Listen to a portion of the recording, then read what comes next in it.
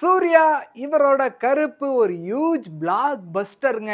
இந்த பிளாக் பஸ்டர் எப்படி நடந்துச்சு அப்படின்னு எல்லாருமே பயங்கர ஆச்சரியத்துல இருக்காங்க. அத தான் இந்த வீடியோல நம்ம பார்க்க போறோம்.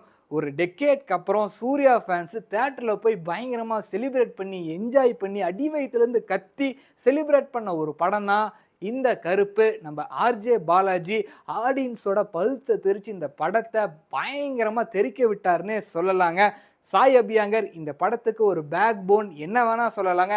அவரோட மியூசிக் இந்த படத்தை அடுத்த கட்டத்துக்கு கொண்டு போயிடுச்சுங்க. நம்ம சூர்யா வர சீன் எல்லாத்தையுமே பயங்கர எலிவேஷனா தியேட்ரிக்கல் மூமெண்ட்டா மாத்தினவர் தான் நம்ம சாய் அபியாருங்க. எனக்கெல்லாம் வந்து இன்டர்வல் சீன் பார்க்குறப்ப அவரோட மியூசிக்லாம் வந்து பார்த்தீங்கன்னா பயங்கர தரமாக இருந்துச்சு. அது ஒரு பயங்கர ப்ளஸ்னே சொல்லலாம். படத்தோட ஓப்பனிங் நல்லா இருந்துச்சு, இன்டர்வல் தாறுமாறா இருந்துச்சு, கிளைமேக்ஸ் வெடப்பா இருந்துச்சு. இந்த 3 விஷயம் இருந்தாவே போதும் ஒரு படம் ஷூர் ஷாட்டா ஹிட் ஆகும் அப்படின்றதுக்கு அதுக்கு ஒரு பெரிய உதாரணம் இந்த கருப்பு படங்க. படத்தோட பட்ஜெட் 100லேருந்து 130 கோடிக்குள்ள இந்த படத்தை எடுத்திருக்காங்க. இது வரைக்கும் இந்த படம் 291 கோடி ரூபாய் கலெக்ஷன் பண்ணியிருக்குங்க. இந்த படத்தோட பயங்கர ப்ளஸ்ஸே இந்த படம் ரிலீஸ் ஆகிறதுக்கு முன்னாடி யாருக்குமே இந்த படத்தில் பெருசாக எதிர்பார்ப்பே கிடையாதுங்க. ஏதோ சுமாராக இருக்க போகுது அப்படின்னு நினச்சி தான் தேட்டருக்குள்ளே போனாங்க. ஆனால் பயங்கரமாக தெறிக்க விட்டனால இந்த படம் பிளாக் பஸ்டராக மாறி இருக்குங்க. நம்ம ஆர்ஜே பாலாஜி நிறைய பேர் படத்தை பார்த்துருப்பீங்க. லியோ ரெஃபரன்ஸாக இருக்கட்டும், சிங்கம் அந்த சீனாக இருக்கட்டும், நிறைய புதுசான எலிமெண்ட்டை இந்த படத்துக்குள்ளே கொண்டு வந்து தேட்ரிக்கல் மூமெண்ட்டை நிறையா கிரியேட் பண்ணனால இந்த படம் பிளாக் பஸ்டராக மாறி இருக்குங்க. இன்டர்வல் சீனு எவ்வளோதான் சொன்னாலும் அடங்கவே அடங்காது. அந்த அளவுக்கு சூர்யா சார் பர்ஃபார்மன்ஸ் பண்ணார். அவர் வர சீன் எல்லாமே பயங்கர கூஸ் பம்ஸாகவும் ஃபேன்ஸ் செலிப்ரேட் பண்ணுற மாதிரி இருந்தது. இன்னொரு ப்ளஸ் என்ன அப்படின்னு பார்த்தீங்கன்னா, இந்த படத்தை A centre, B centre, C சென்டர்னு ஆல் சென்டருமே கொண்டாடுறனால இப்போ வரைக்குமே இந்த படம் ஹவுஸ்ஃபுல்லாக பயங்கரமாக ஓடிட்டு இருக்குங்க.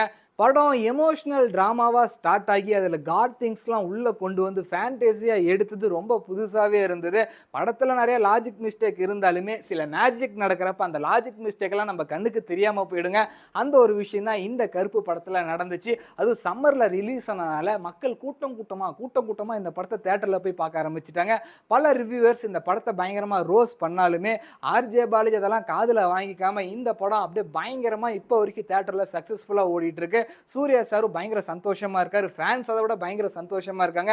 மேபி சூர்யா சாரோட அடுத்தடுத்த படங்கள் இந்த அளவுக்கு ஹிட் ஆகிறதுக்கு வாய்ப்பு இருக்கு. ஏன் அப்படின்னு பார்த்தீங்கன்னா, தமிழ் சினிமாவில் ஒரு காலி இடம் இருக்குங்க. அந்த இடத்த யார் பிடிக்க போறா அப்படின்னு பார்த்தீங்கன்னா, நம்ம சூர்யா சாருக்கு நிறைய வாய்ப்பு இருக்கு. ஸோ நீங்கள் இந்த கருப்பு படத்தை தேட்டரில் பார்த்துருந்தீங்கன்னா எந்த அளவுக்கு உங்களுக்கு பிடிச்சிருந்துச்சு அப்படின்றத இந்த வீடியோ கீழே கமெண்ட் பண்ணுங்க.